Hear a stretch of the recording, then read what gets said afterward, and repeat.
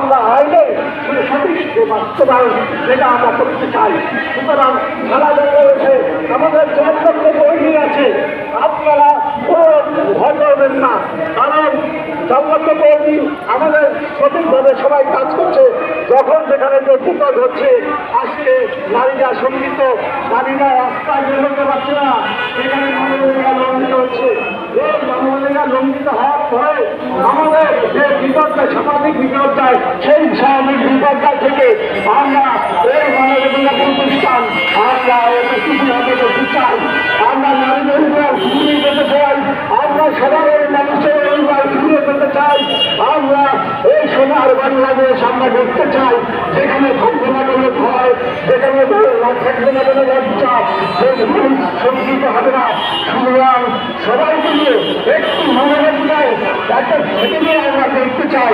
এই যে অধিকার বাস্তবায়ন ফাউন্ডেশন, সেইটা উচ্চতা দিয়ে আমরা এই পথে নেমেছি এবং যতদিন পর্যন্ত মানবাধিকার প্রতিষ্ঠা না হবে এই বাংলাদেশে, স্বাভাবিক এবং সাধারণ অবস্থা না হবে, ততদিন পর্যন্ত আমরা এই রাস্তাতে থাকবো। জীবনে প্রতিটা মানুষের জীবনের উচ্চতা, জীবনের সংখ্যা কাটিয়ে এই মানবাধিকার প্রতিষ্ঠান প্রতিটা কর্মী যেন সুস্থ সুন্দরভাবে জীবনযাপন করতে পারে, সেই প্রত্যাশায় আমি সবাইকে আন্তরিক ভালোবাসা এবং শুভেচ্ছা জানিয়ে এই মানবাধিকার দিবসের আন্তরিক অভিনন্দন জানিয়ে সবাইকে শুভেচ্ছা জানাচ্ছি। সবাই ভালো থাকবেন, সুস্থ থাকবেন।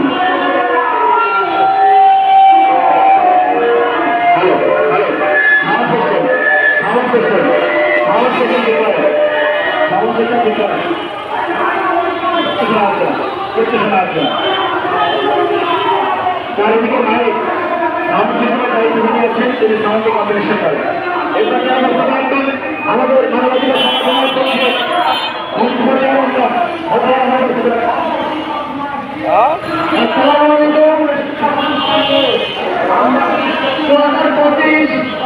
আন্তর্জাতিকভাবে সবচেয়ে সুন্দর মানবাধিকার বাস্তবায়ন সংস্থা আজকে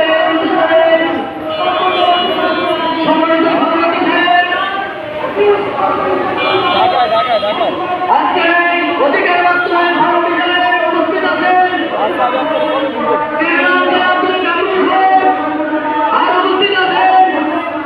আমাদের অধিকার বাস্তবায়ন ফাউন্ডেশনের মহাসচিব দিলীপ কুমার পাল এবং সারা বাংলাদেশ থেকে আমাদের যে সমস্ত কর্মী বাহিনী এসেছেন, আমাদের সারা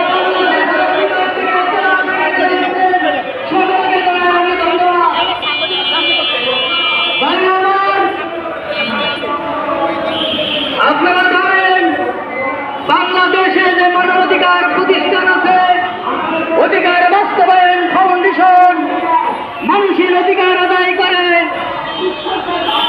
সারা বাংলাদেশের মানুষ বারবার নির্যাতিত হয় অধিকার থেকে।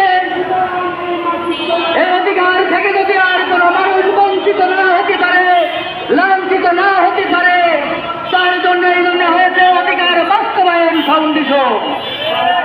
আপনারা প্রতিটা মানুষ যাতে অধিকার বাস্তবায়ন হয়, তার জন্য অধিকার বাস্তবায়ন ফাউন্ডেশন তৈরি করা হয়েছে। বাংলাদেশে কোন মানুষের লাঞ্ছিত না হতে পারে, কোন বঞ্চিত না হতে পারে, অধিকার থেকে যেন ওই কোঠের দুয়ারে দুয়ারে না করে মানবাধিকারের পাশে আসবেন।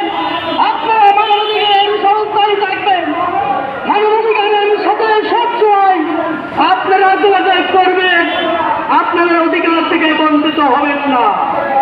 আমরা পরিষ্কার ভাষায় বলতে চাই, বাংলাদেশের সবচেয়ে নির্যাতিত নিপীড়িত হয় দেশের কৃষক শ্রমিকেরা। এই গরিবের পাশে আইন থাকে না, ট্রান্সপোর্ট থাকে না, হাইকোর্ট থাকে না, এদের পাশে থাকে শুধু মানবাধিকার। আপনারা মানবাধিকারকে নিয়ে সারা বাংলাদেশে যারা বঞ্চিত হয়ে গেছেন, অধিকার থেকে বঞ্চিত হয়েছেন, জায়গা জমি টাকা পয়সা অর্থ সম্পদ যে কোনো বিষয় আপনারা ভয় করবেন না, কিছুই থাকবেন না। আপনারা আমাদের ফাউন্ডেশন